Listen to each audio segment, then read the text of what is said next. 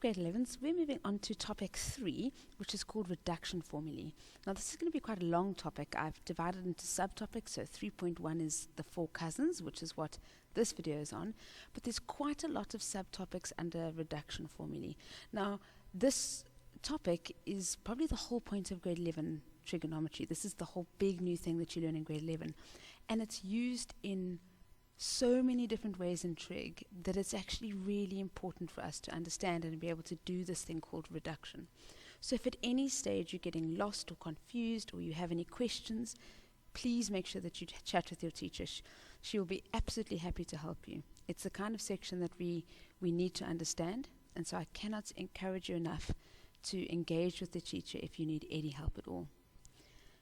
Right, so this lesson is on the 4 cousins. I've divided up, as I said, into subtopics, and there's going to be quite a number of videos before we can actually start, practicing this concept. So I'm afraid, bear with me and write beautiful notes. Trig is a really big section in your end of your matric exams, and we don't have a lot of time in in grade 12 to revise grade 11, and so I would really advise you to take down some really awesome, colourful notes that next year you can look back on and kind of teach yourself the basics again before we do the grade 12 stuff. It is actually also a really cool section, so I hope you enjoy it. Okay, so let's look at this thing that I've called. Everyone teaches this differently. I just call it the 4 cousins, but everyone has their different approach. So let's start with an example. What I've done here in this particular picture is I've taken a line and I have moved it 30 degrees from the origin. From the x-axis. Let me say that again. I've taken my line and I've kind of rotated it 30 degrees from the x-axis. Now, if this line had a length of 2, now we always call these r, you might know. Now, 30 degrees is a special angle, so you might not know this, but the y value would be 1 and the x value would be √3 if the length of this line was 2. So that means that I can work out the sine of 30 degrees, I can work out the cos of 30 degrees, and the tan of 30 degrees, and all of these are special angles.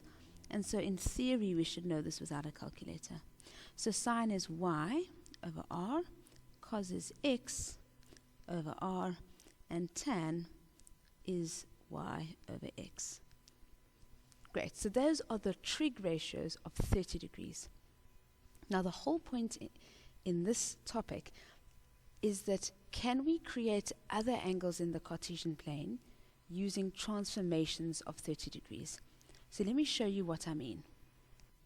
So for example, if I reflected this r, this line, over the y-axis, what would happen is this line, which I'm calling an r value of 2, would be reflected exactly like that over the y-axis. What a reflection would mean, just by symmetry, that there would be 30 degrees. This would be the point that I land up at, and we all know our rules of reflection. If you reflect over the y-axis, your y value would stay the same. Now that's because this level on the y-axis would be exactly the same, but your x value would change sign. So this would be now negative √3. So do you notice that nothing changes with the value of x, y, and r? There's still √3, there's still 1, there's still 2, but the signs have changed. In fact, the sign of x has changed, but nothing else. Now the question is, what angle does that form in the Cartesian plane? That forms an angle. Remember, angles are measured anti-clockwise from the x-axis all the way around to the line. So that angle that this is formed is, well, a full straight line would be 180, and this angle here is 30. So the angle that this is formed in the Cartesian plane would be 150 degrees. Now this means that I can work out the sine of 150 degrees, the cos of 150 degrees, the tan of 150 degrees, without actually doing any work, because I know the x, y, and r simply by symmetry. So sine of 150, for example, would still be y over r, and guess what? Y is still 1 and r is still 2. Cos of 150 would be x over r, which would be negative √3 now, over 2, and tan would be 1 over negative √3. So notice that all the ratios have exactly the same kind of value but some of them have changed sign. So interestingly, notice that sine of 30 was a half and sine of 150 is a half. So that remained exactly the same. It didn't change sign. Cos of 30 is root 3 over 2. Cos of 150 is still root 3 over 2, except it's negative. Tan of 30 is 1 over root 3. Tan of 150 is just exactly the same, except it's negative. Now, what hopefully you're picking up here is that's actually fairly logical, in that our quadrants are all stations to Cape Town. So it makes complete sense that in the second quadrant, our sign ratio is the only ratio that remains positive. The other two are negative. Also, it makes complete sense that these actually haven't changed value, because I've just reflected, so I haven't actually changed these particular numbers. Okay, so what other angles can we make? What we could do is we could reflect this angle that we have now created, we could reflect that over the x-axis. So this r, which is still equal to 2, can be reflected over the x-axis now, which means that would be 30 degrees. Now let's look at what that does to our coordinates. Well, my x value would stay the same as it was in the second quadrant, because I've just folded it down, but my y value will now change sign. So compared to the beginning, they've now both changed sign. Now again, what angle has this created in the Cartesian plane? So this has created an angle, remember, anti-clockwise all the way from the x-axis to the line. That has created an angle of 180 plus 30. So that's 210 degrees. So I'm just going to write myself a note. Where does that come from? That comes from going all the way to 180 and then adding the extra 30. Now while I'm making that note, let me explain where my 150 came from. That came from 180 degrees. Subtract the 30. Now let's look at our sine, cos, and tan ratios of what is now 210 degrees. So sine, cos, and tan. Okay, now notice again, none of these values have changed, but some of the signs have changed. So sine would be y over r, cos would be x over r, and tan would be y over x. Now notice actually tan now is a negative over a negative, so it actually simplifies to a positive. Now again, this is pretty cool, because we'll notice that sine is still a half, but now it's negative a half. Cos is still negative, is still root 3 over 2, but it's still negative. And tan is positive, so it actually hasn't changed at all. Now why that makes complete sense again is because we are in quadrant 3, and all stations, this is the tan quadrant. So that, what we learned in our cast diagram video, was that tan is the only positive ratio in this quadrant. So all of these ratios are related to 30 degrees, but some are positive and some are negative, and it's quite predictable that tan is the positive ratio. Okay, now what other angle can I create? Well, if I folded the original 30 degrees over the x-axis like that, so I've reflected it, now that will be 30 there. That would mean, well, my x value would stay the same, so this x value would be still root 3, but my y value would be negative 1, and I'm still working with an r of 2. So again, what angle does this produce in the Cartesian plane? Well, remember, we measure anti-clockwise from the x-axis all the way around to there, and that would be an angle of 360, but take away this 30 that I didn't go through. So this would be 330 degrees, and it comes from 360, but take away the 30.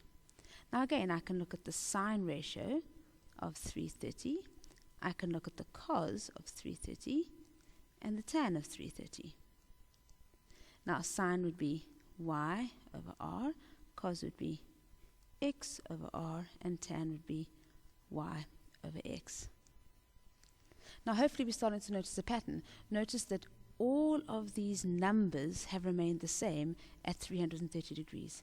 The only difference is some of the signs have changed. Now who has changed sign? Well, sine has and tan has. Those are both negative. Cos is still positive. Why? Because this is all stations to Cape Town. So that's the cos quadrant where cos is still positive. Okay, so where's the four cousins in all of this? What the four cousins means to me is that in every 360 degrees, so in every, kind of picture like this, there are four angles that have exactly the same numbers in all their ratios. Sometimes the ratios are positive and sometimes they're negative, but actually their numbers stay the same. Now, what are those four angles? I call them the four cousins. In this particular diagram, I'm going to erase all the mess so we can see them. So now that I've erased it, I hope you can see that there's 30 degrees as the first cousin. There's 150 as the second cousin. There's 210 as the third cousin.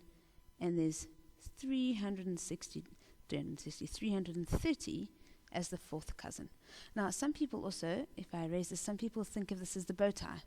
So the bow tie being the fact that you have a kind of bow tie effect, and there's four angles that form this bow tie. Now, again, I'm just going to say this once more.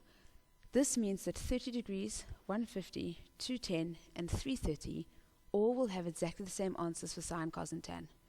It's just that some of them will be negative. Now, what this means for us is that we can work out sine of 150 without even using a calculator because we know it's related to sine of 30. Okay, so let's practice this idea with just another example. So all I want to do here, I'm not going to draw into the same effect as example 1. I just want to draw in what are the four cousins of 60 degrees. So first of all, I could have folded it up there, which means that this would be 60 degrees. So the first cousin would be 180 minus 60, which would be 120 degrees.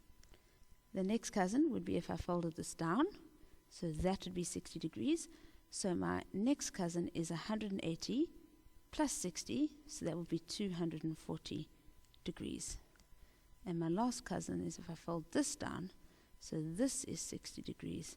And so all the way around would be 300 minus 60, which would be, 360 minus 60, which would be 300 degrees. So in summary, what are the four cousins for 60 degrees? What four angles will have exactly the same ratio as 60 degrees? Well, you'll have 60 degrees, you'll have 180 minus 60, you'll have 180 plus 60, and you'll have 360 minus 60. So those are the four cousins of 60. Now, let's just think about it. Where would all the ratios be positive? All the ratios will be positive in quadrant 1. Where would sine be positive and the other two ratios negative? Quadrant 2. In quadrant 3, tan will be positive and all the others negative. And in quadrant 4, cos will be positive and the others negative. However, the numbers will remain the same. If we go on to another example, just to practice, if we look at 45 degrees, what are the four cousins for 45? Well, we're starting to realize that one of them is 180 minus 45. So that would be 135 degrees, will be one of the cousins. Then we've started to notice that 180 plus 45, because of that reflection, 180 plus 45 is 225. And finally, the last cousin is 360 minus 45, which comes from that reflection. So if I go all the way around, I get 315 degrees. So what are the four cousins? And more importantly, where they're coming from, because that's the pattern we want to see. So 45 degrees will have the same ratios as 135 degrees. That is 180 minus 45. 225, which is 180 plus 45, and 315, which is 360 minus 45. So those are our four cousins. Right, so just one last example with this idea of the four cousins before we expand on it. What other three ratios in the first 360 degrees will have the same ratio as 50? So let's stop actually working this out and try and find it out quite quickly. Well, 50 degrees would be here. The next one we know would be 180 degrees minus 50 degrees, which will be 130 degrees. So that'll be there, 130. Then we'll have 180 degrees plus 50 degrees, which is 230, which would be there, so all the way around to there. And lastly, we'll have 360 degrees minus 50, 310. So there are our 4 cousins for 50 degrees. They will all have the same numbers in their ratios. So now the second thing which we're hoping to start seeing the pattern for these 4 angles, which ones will have positive cos ratios and which ones will have negative cos ratios? Well, let's just remember, where is cos positive? Cos is positive in quadrant 1 and in quadrant 4. So which of these 2 cousins, 4 cousins, which 2 of them fall into quadrant 1 and 4? Well, 50 degrees and 310 degrees. Which ones are negative? That would be in quadrants 2 and 3. And so the leftover angles are the angles that are in 2 and 3. So in quadrant 2, we'd have 130, and in quadrant 3, we have 230. Okay, so what was the point of this video? The point of this video was to show this idea of the fact that there's 4 angles in 360 degrees, and all of those angles will have exactly the same numbers in their ratios. I call them the 4 cousins. However, for every ratio, so for sine, there's 2 quadrants where 2 of the cousins are positive, and 2 quadrants where 2 quadrants where the sine ratio is negative. So 2 cousins are always positive, and 2 cousins are always negative. How we predict who's positive and negative is based on all stations to Cape Town. So as long as we know all stations to Cape Town, we can predict which 2 cousins are going to do what. Okay, so this was the introduction. Hopefully now we can start moving on to specific reductions and start seeing some fun.